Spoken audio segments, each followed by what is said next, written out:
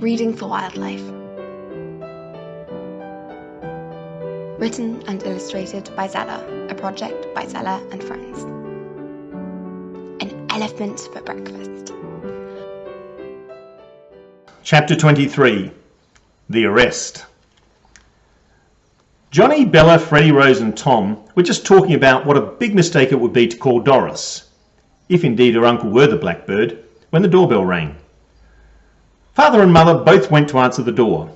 It was Johnny and Bella's parents, Uncle Crispin and Aunt Lily. They'd been down at the allotment all morning and were carrying a leafy bunch of spinach and some fresh eggs. They wanted to spend some more time with Uncle Cosmo. "Have you made plans for lunch?" Aunt Lily asked Mother. "Not until I saw that huge bunch of spinach and thought of bacon, egg and spinach pie," she laughed. Aunt Lily said, "I suggested the same thing to Crispin, but he wanted to see his brothers." "Shall we make the pie together?" "Yes, let's," smiled Mother as they walked to the kitchen. "But first a cup of tea or coffee?"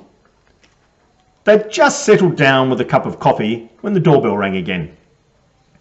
"This is busier than Piccadilly Circus," joked Father as he went to answer the door. Outside were two police officers. "Hello, can I help you?" asked Father. "Yes, we are looking for a Mr. Cosmo Baker. Do you know where we can find him?" "Certainly, please come in," said Father. Uncle Cosmo was still at the end of the garden, lying in the huge tyre swing and thinking with his eyes closed. He appeared to be half asleep in the early morning summer sun, and perhaps he was. "Cosmo, time to wake up. You have to stop sunbathing," said Father.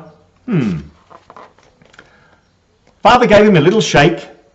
"Come on, sleeping beauty, you have some visitors." Uncle Cosmo blinked. "Friends! Josephine!" He leapt up in a rush. "No, not Josephine," warned Father, but Uncle Cosmo was already running for the front door. By the time he reached the front hall, he was slightly out of breath and surprised to see a policeman and a policewoman. "How is Josephine? Where is Josephine?" asked Uncle Cosmo. "Mr. Baker, we need to take you down to the police station," said the policeman. "Your factory has been used for some time as a deposit and storage facility for the illegal export of ivory. Given the extensive and long-term nature of the operation, we have reasonable grounds to suspect that it was under your control." Father intervened. "Hang on a moment. You can't suspect Cosmo. He is such a decent man. He could not possibly be involved in the export of ivory. You saw how those two devils had beaten him up. How could you suspect him?" But his words had little impact on the police officers. They did not even respond. Instead, the policewoman placed a hand on Uncle Cosmo's shoulder and said, "Mr. Cosmo Jeremy Baker, I'm arresting you for aiding and abetting the illegal procurement of ivory. I must warn you that anything you say or do may be recorded and used against you in evidence." Uncle Cosmo was silent.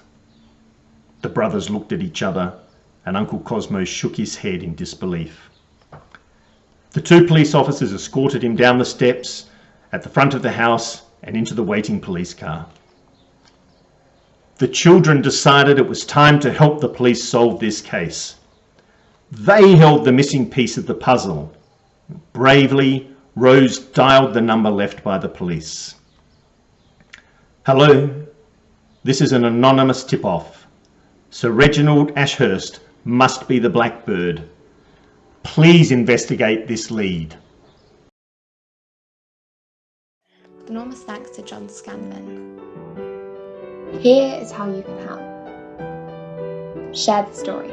Adopt an animal. Visit when you can. Educate yourself. Donate to a conservation charity. To find out more about Reading for Wildlife, visit zellahunter.com or at Lady Zella Books, or follow the Reading for Wildlife YouTube channel.